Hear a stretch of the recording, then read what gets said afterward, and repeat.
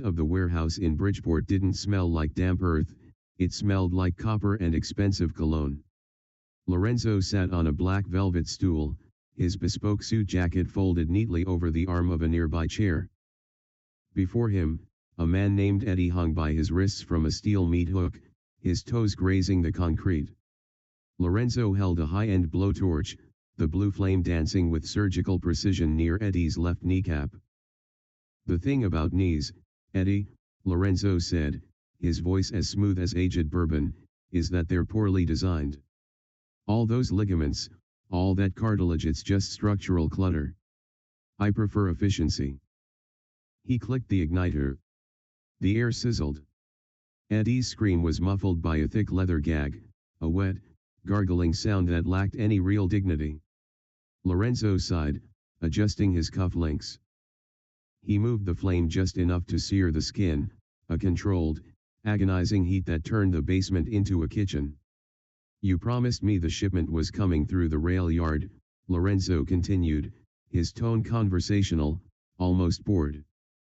"Now, I'm an investor, Eddie. I like returns. When I'm told a train is moving, I expect it to arrive. When it doesn't, I have to find a way to recoup the capital." He turned off the torch. The silence that followed was heavy, punctuated only by the drip of sweat hitting the floor. Lorenzo pulled a silk handkerchief from his breast pocket and wiped a microscopic speck of ash from his cuff. A heavy steel door creaked open behind him. A man in a charcoal trench coat stepped in, holding a tablet like it was a live grenade. He stopped 10 feet away, staring at the wall rather than the man hanging from the ceiling. "Boss," the man said, his voice tight. Lorenzo didn't turn around. "I'm busy, Sal. Unless Pamela Anderson wants a titty fuck, I have to burn the skin off Eddie's knees." "It's the game, boss." Lorenzo stilled. He slowly folded the handkerchief. "The bulls." "Yes." "The under." It didn't hold." Lorenzo turned. His face was a mask of placid cruelty, his eyes dark, unblinking pools. The line was 189. Vegas was lockstep. Chicago was supposed to cover. "Covered by 2, boss." The ref Sal swallowed hard, tapping the tablet screen. The ref swallowed the whistle at the end. Fucking guy was calling sneezes. Giving free throws away. Lorenzo walked toward Sal, his footsteps rhythmic and soft on the concrete.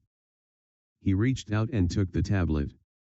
The screen displayed the final stats, the box score a mocking monument to his failure. "Who was the official?" Lorenzo asked, his voice a whisper. "Giancarlo Rossi." Lorenzo tapped the screen, zooming in on a grainy, high-definition still of the referee standing on the hardwood, his face a portrait of cold, detached malice. Lorenzo traced the line of the man's jaw with a manicured thumb. "He's not a gambler, Sal.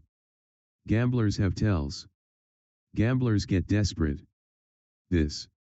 Lorenzo gestured to the screen, then back to the shuddering man on the meat hook. "This was a performance." "What do you want to do?" asked Sal. "Well, after I get done burning the skin off Eddie's knees, I want to rewatch the game. See what this ref was thinking." Lorenzo handed the tablet back. He walked to a side table, picked up a glass of lukewarm scotch, and took a slow, contemplative sip. The ice clinked a sharp, lonely sound in the cavernous room. "I don't mind losing money, Eddie," Lorenzo said, looking up at the rafters. "Money is just paper. But I despise being made into a punchline. Find out where he sleeps. Find out who he feeds. If he thinks he can play God, he's going to learn that we will trespass against him." He turned back to Eddie, who was shaking, his eyes wide and bloodshot behind the gag. "Now, where were we?" "Ah, yes. Structural clutter. Eddie, you know why I'm doing this? I can easily have Sal come here and take care of this. But you know why I'm here? Because, I love it. Lorenzo stepped toward the hook, his eyes fixed on the man's knee. Giancarlo had bought his daughter's life with a whistle, but he hadn't realized that in the dark corners of Chicago, the currency of choice wasn't just cash, it was blood.